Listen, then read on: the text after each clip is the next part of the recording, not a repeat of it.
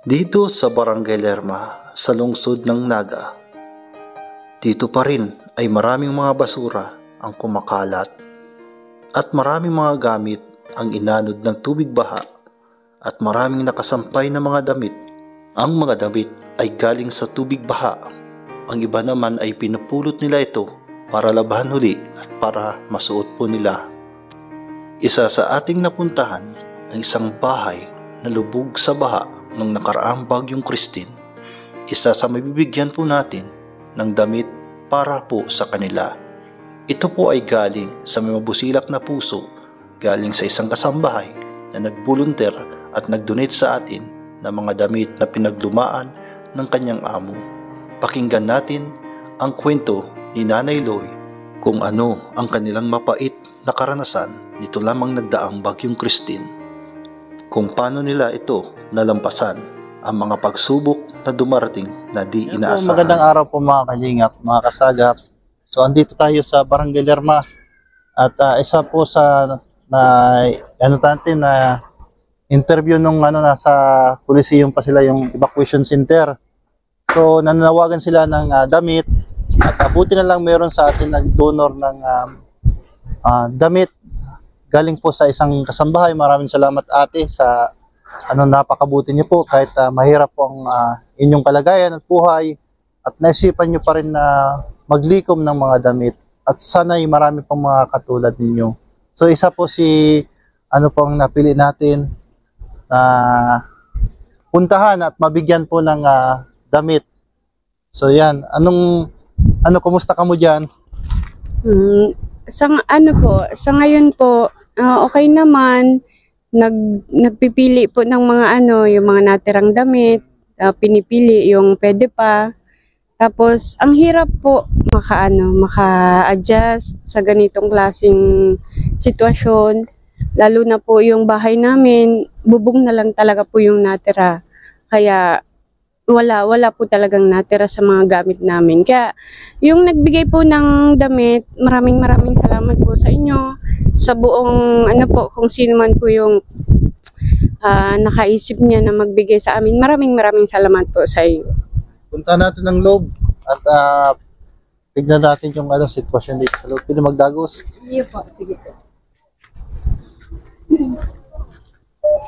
Ati pa kami. Masyado pang maati. Maati pa. Ito po yung bahay nila. At ito.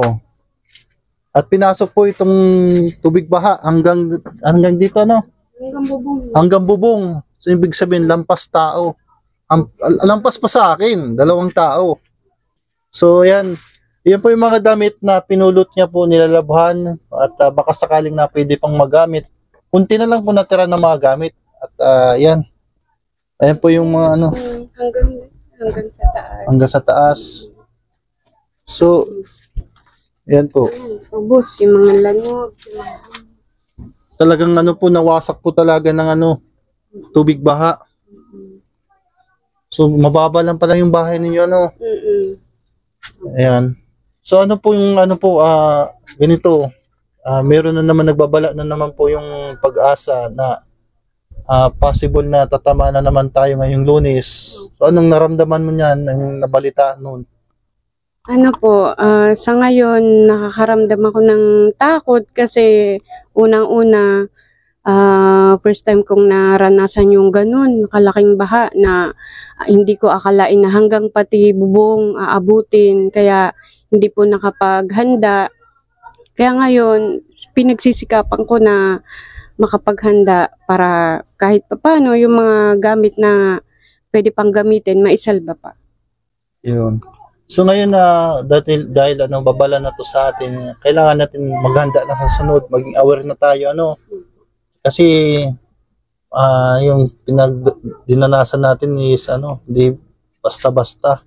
Diba? Yung tayo bagay back to zero baga. Kaya nga.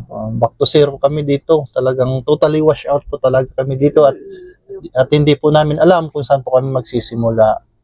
Yan. At kunin na natin po yung yung damit na ibibigay natin. Maraming salamat po sa nagbigay ng damit at deserving po talaga na mabigyan sila ng damit. Ayan. Ayan, indamot bahala na kamo kadigdiyo. Bakol pang maabot digdi ano. Iyo po. Marami pang kasi may nagme-message sa atin na siguro tutulong-tulong daw sila. Isa ka po sa maabutan ng ano ng mga tulong ano.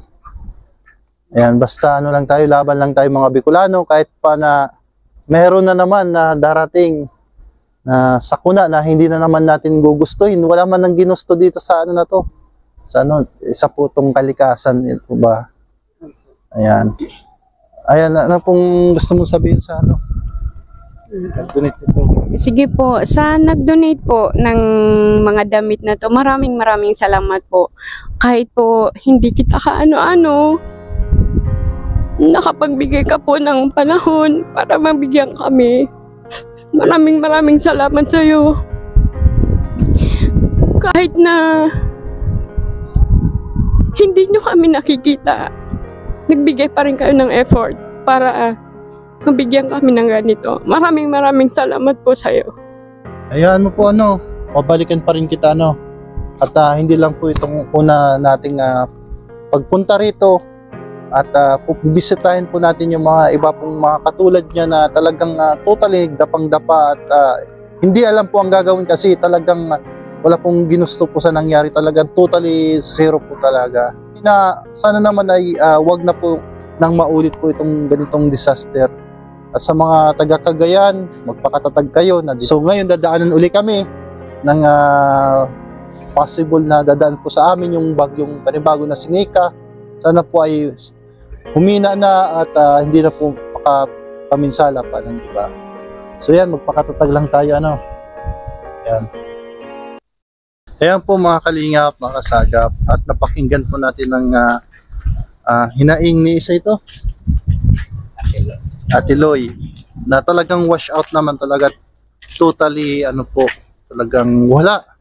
Kahit nga itong bahay ni J. Brad, ayan at kasi simula pa lang at may darating na naman na unos sa aming bayan. So maraming salamat po sa lahat mo na tumulong sa amin at sa lahat po ng mga local government, DSWD, Team Kalingap, at iba't pang mga private sector at mga donor. Ang Diyos na lang pong bahala sa inyo. Maraming salamat po at mag-iingat po tayong lahat at maging ready po tayo. Ingat po tayo.